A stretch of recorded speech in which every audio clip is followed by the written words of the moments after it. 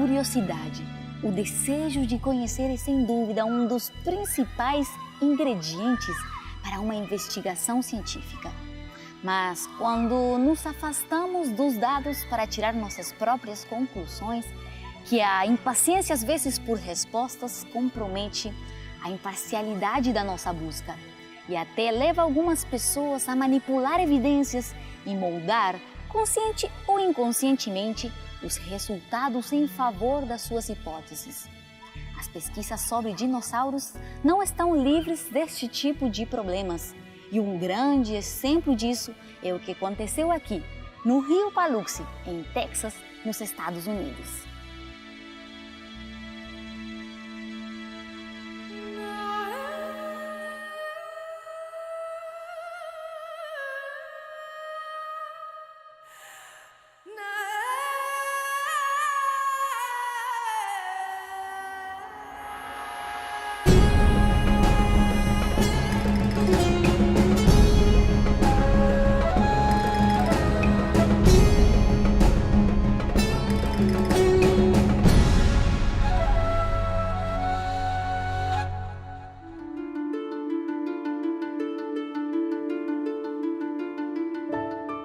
A veces nuestras interpretaciones están excesivamente influenciadas por nuestras creencias. De eso no podemos librarnos los científicos, pero tenemos que tratar de ir al campo y hacer las observaciones de una manera lo más objetiva posible. Y en el pasado y todavía en el presente hay personas que van al campo intentando probar ciertas cosas de la Biblia que en la naturaleza no encontramos y que probablemente tampoco sea necesario probar. Por ejemplo, la cohabitación de seres humanos con dinosaurios, que supuestamente debería aparecer en lugares como estos, con huellas de dinosaurio y pisadas de dinosaurio y pisadas que parecen humanas pero no lo son. Entonces, en nuestra búsqueda de respuestas, debemos ser honestos y no hacer que la ciencia diga más de lo que puede decir, ni tampoco la Biblia. Debemos ser honestos en nuestro estudio de la Biblia y en nuestro estudio de la ciencia. Science is understood by many people as giving firm answers. We know this, we know that, we know the other. But our scientific understanding changes as time goes by, and we never know what things are going to change. I sometimes tell my students, half of what we teach you is wrong. The only problem is we don't know which half, because we have to wait for science to move on and change. And so to take something you hear from science as an absolute thing, that's a mistake, because science will keep changing. We shouldn't just put down on science and say, well, they don't know anything, because science learns a lot of things. But yet we keep learning more and our understanding changes. And the other thing is, scientists are people and they have a worldview which might be Christian or might be atheist. And that has a lot of influence on their conclusions they draw. And so to just accept what they say is not realistic unless we understand the worldview and the assumptions behind what they're saying and what that tells us about their statements. Durante uma investigação científica, principalmente no caso das ciências históricas, que envolvem a reconstituição de fenômenos que aconteceram muito tempo no passado, a postura, às vezes filosófica, ou a visão de mundo do pesquisador acaba tendo alguma influência. E pode ser que, às vezes, os resultados que você encontra não exatamente satisfazem a sua visão de mundo. Pode ser que, às vezes, você não tenha todas as respostas que você estava esperando ter dentro daquela concepção sua. Ou pode ser que, às vezes, cientistas, parceiros seus, estejam encontrando dados que encaixem, talvez, numa visão de mundo diferente. E o que você fazer numa situação dessa? A primeira recomendação que seria importante é estabelecer um ambiente de respeito e de diálogo com a comunidade. Esse é o primeiro ponto de partida, respeito e diálogo. Segundo ponto, procurar conhecer mais as duas abordagens, conhecer mais a sua abordagem, mas conhecer melhor também a abordagem do outro, saber em que ele está se baseando, quais são realmente as implicações que os seus dados estão proporcionando. Um terceiro ponto talvez seria, no caso dos cientistas cristãos, manter a autoridade da Bíblia, mas sem forçar a Bíblia a dizer coisas que ela não diz. Manter a autoridade da Bíblia sem forçar a dizer coisas que ela não está dizendo. Nós acreditamos que a soma dessas atitudes, um diálogo amistoso, respeitoso, a manutenção da autoridade da Bíblia, que nós acreditamos que é o livro revelado, possa construir um diálogo que seja construtivo, muito mais frutífero do que, às vezes, atitudes de intolerância que vão gerar um abismo muito grande e dificultar o avanço do conhecimento.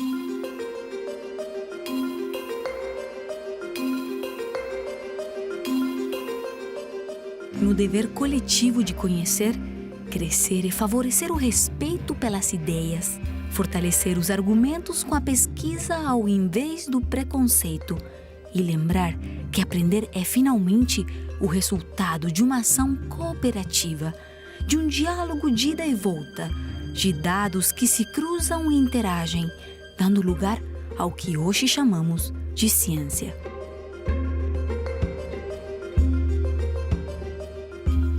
In the balance, that is when you examine all the science, and this conclusion can only be reached by somebody who knows the science on both sides, we recognize that there are things that support the evolutionary model in long ages.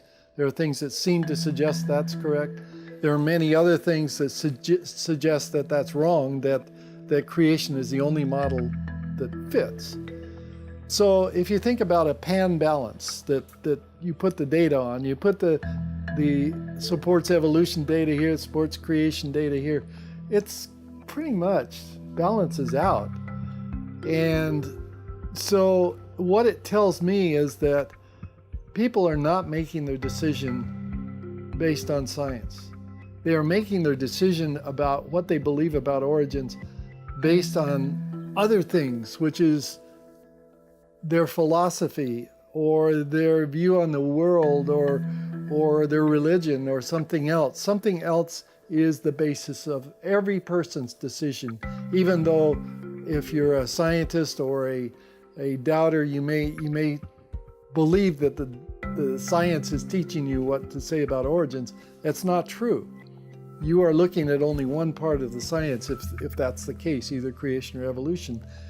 Those of us who have examined the data on both sides for many, many years, we recognize that we don't have all the answers, neither the creationists nor the evolutionists. And so we have to fall back on something else in our lives. And whatever that is, our training as a young person, or our scriptural, our belief in the Bible, or some other religious view, that's what's determining what we believe about origins. And it's important for us to recognize that, because I'm not going to argue with you if I'm dealing with a view that is philosophical or religious. I'm not going to try to use science to persuade you. And having examined the science for many years, I can tell you the science does not give you the answer. The ultimate answer has to come from outside of science. And that means that the Bible is a valid place to look to understand what happened to the world, what the history of the world was. And because we recognize that neither view it has all the data, it humbles us. It makes us acknowledge that we get this from somewhere else. So the science it informs me, but it doesn't tell me what to believe about where I came from. Some people are bothered by uncertainty. Why don't we know more? Well, it so happens that that's the world we live in. That's the kind of creatures that we are. We're limited in our understanding. One time I studied a bunch of different ways of interpreting things. Darwinian evolution, theistic evolution, progressive creation, gap theory, day-age theory, a bunch of different things. And I discovered that not one of them could answer all the questions. Not one of them. Even biblical creation doesn't answer all the questions. Everybody has questions. Now, You may go to a museum and the museum tells you this is what scientists say.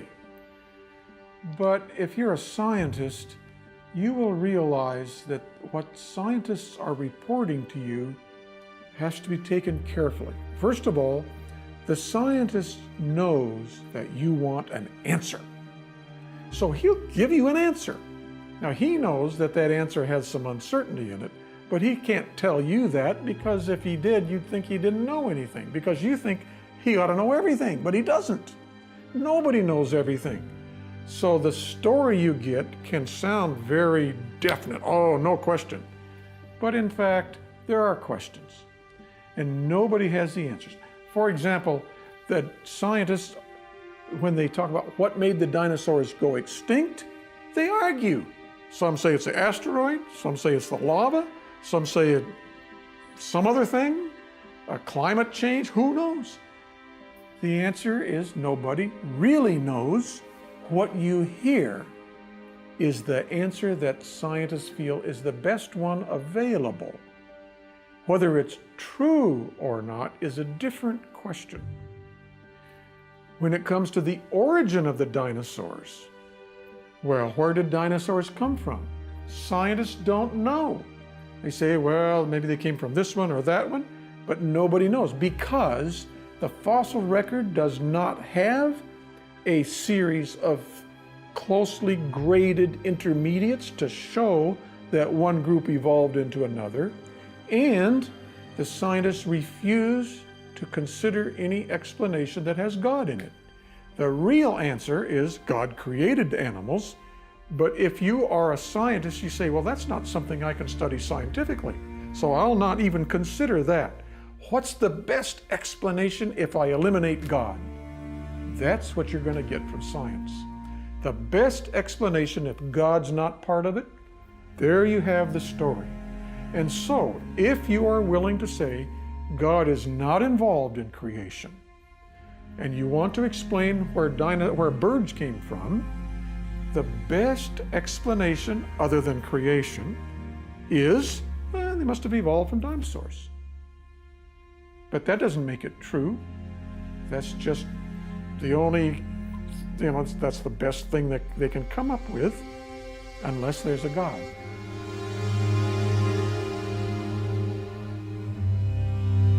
O esforço consciente de eliminar a Deus nem sempre foi parte da ciência.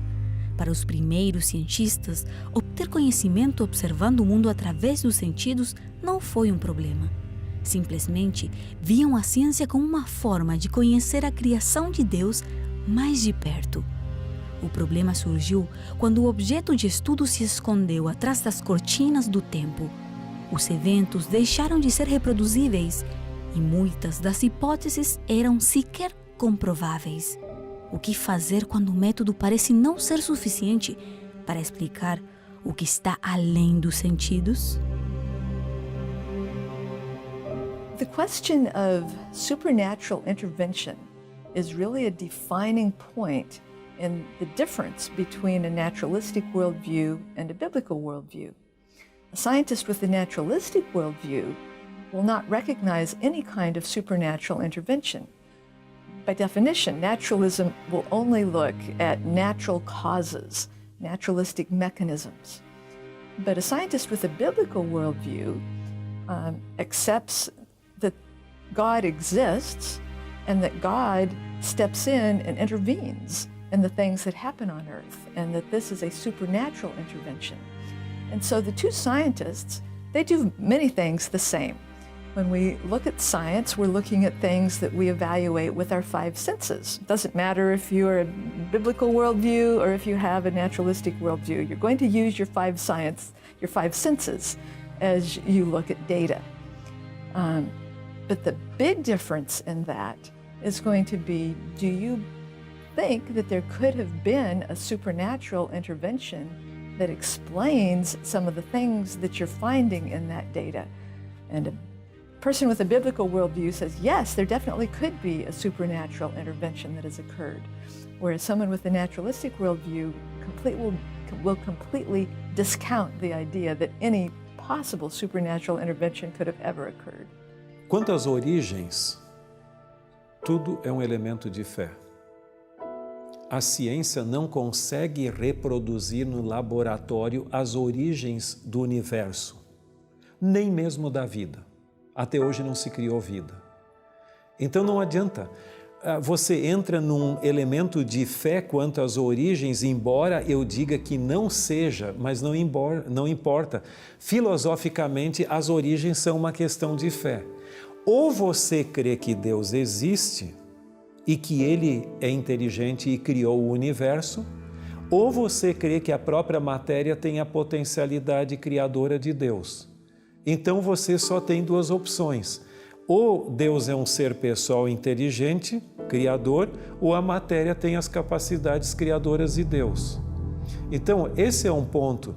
E isso as pessoas não gostam muitas vezes, de entrar nesse lado. Mas nós temos que reconhecer que a ciência ajudou tremendamente a desenvolver a nossa compreensão de nós mesmos, do mundo no qual nós vivemos e até mesmo do universo conhecido. Existe o lado especulativo da ciência e que está em conflito com a Bíblia, com absoluta certeza, mas também tem aquele elemento muito significativo que é um denominador comum entre a ciência e a Bíblia, que não estão em conflito e que ajudam tremendamente.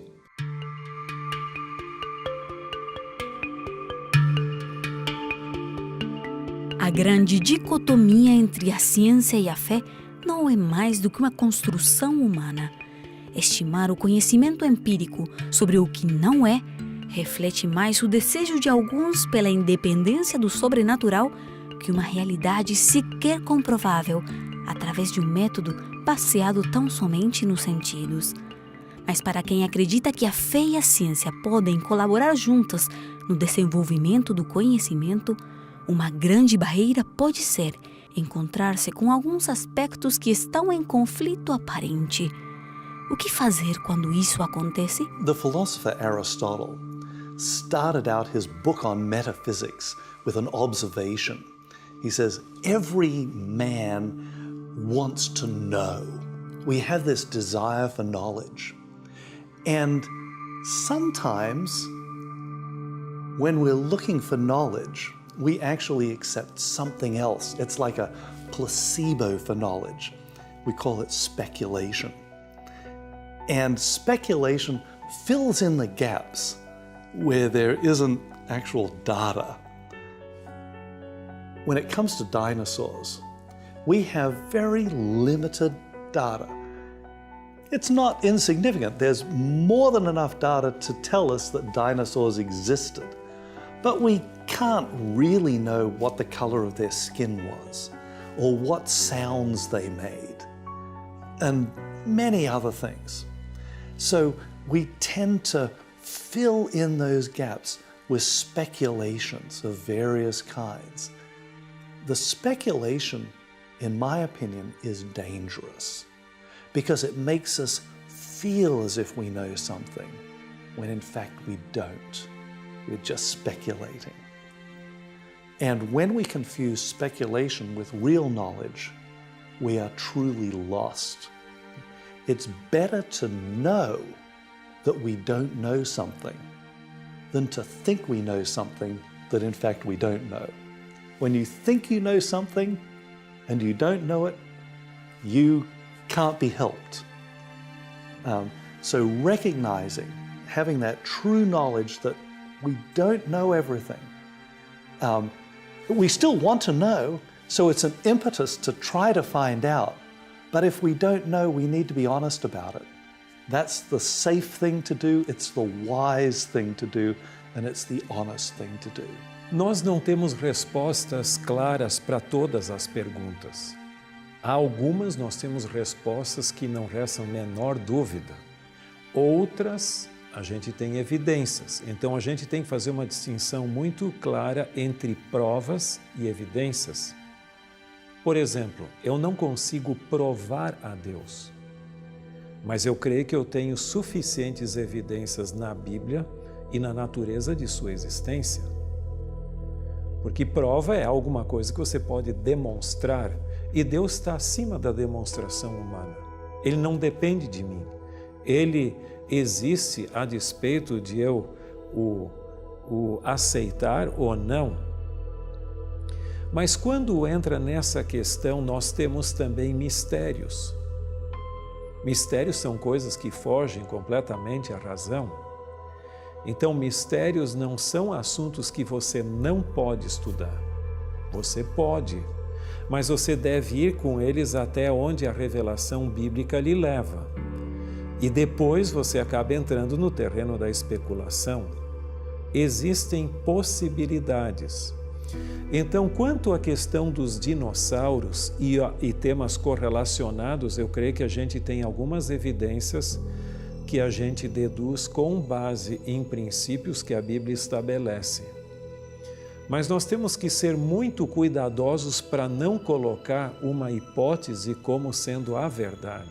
Evolutionists are not the only ones with questions and not the only ones who want to give straight answers, give a definite answer. Creationists also want answers. Please tell us, how does this fact fit with the Bible? How do these things fit together? And if we say, well, we're not real sure, they're not happy with that answer. But it's the way it is. We don't have all the answers. And we must learn to live with confidence in our ignorance. At the same time, we have confidence that the Scripture tells us the truth in a big picture. There's a creation, different kinds of animals are created. But when it comes to the details, we can think about them, we can study, but we must never come to the conclusion that we have all the answers. If you meet somebody who says he has all the answers, you become suspicious, don't you? Say, well, I don't believe that guy has all the answers. He just doesn't know enough to know what he doesn't know. So we have to be careful as believers that we don't make a data agree with us when we really can't, when maybe it doesn't agree with us, or we haven't got enough data to show that it agrees with us. We have to say, well, the best explanation we have at the moment is this, but we know it's probably not really the complete answer. We need more study. No que diz respeito à interpretação da natureza, eu creio que você tem duas possibilidades. Uma delas é você colocar a ciência para interpretar a Bíblia. Ou você coloca a Bíblia para interpretar a ciência. Então essas são duas hipóteses, duas possibilidades. Eu pessoalmente creio que como cristãos nós deveríamos permitir que a Bíblia nos ajude como uma lente a interpretar a natureza. Não quer dizer que a Bíblia tenha respostas para tudo, tem muita coisa que só a ciência, propriamente dito, consegue. Mas a Bíblia deve colocar a moldura, ou como a gente chama em inglês, framework, dentro da qual você interpreta as coisas. E essa moldura significa a aceitação de Deus como Criador e mantenedor do universo, e que Ele criou o mundo em 6 dias literais, sendo o sábado a culminância desse processo, o 7º dia, e que é depois até desdobrado no texto bíblico. Então algumas pessoas dizem que Gênesis ali 1 a 11 é mitológico ou não é histórico.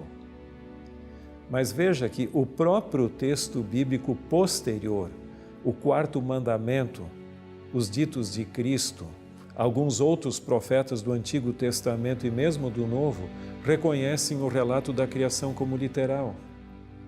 Agora, se ele é reconhecido por outros escritores bíblicos como literal, por que preciso eu negar a literalidade dele? Então, como cristãos bíblicos, eu creio que nós devemos aceitar a literalidade do relato da criação. Um outro parâmetro muito grande é que o mal não veio de Deus. O mal se originou através da queda de Lúcifer, como é mencionado tanto no Antigo como no Novo Testamento. Você tem Isaías, você tem Ezequiel e também Apocalipse. E que o mundo como nós vemos hoje sofreu uma grande transformação pelo dilúvio. Mas muito mais do que isto, olhando não apenas para o passado, mas para o futuro, a Bíblia fala de uma recriação, que o ser humano não vai conseguir resolver os problemas do mundo, que ele será trazido de volta à sua perfeição original só por uma nova criação, uma intervenção divina nos assuntos humanos. E é essa a esperança cristã para a qual o mundo caminha, não para uma destruição final e uma extinção da vida no planeta, mas para um novo céu e uma nova terra, como falam o livro de Isaías e Apocalipse também.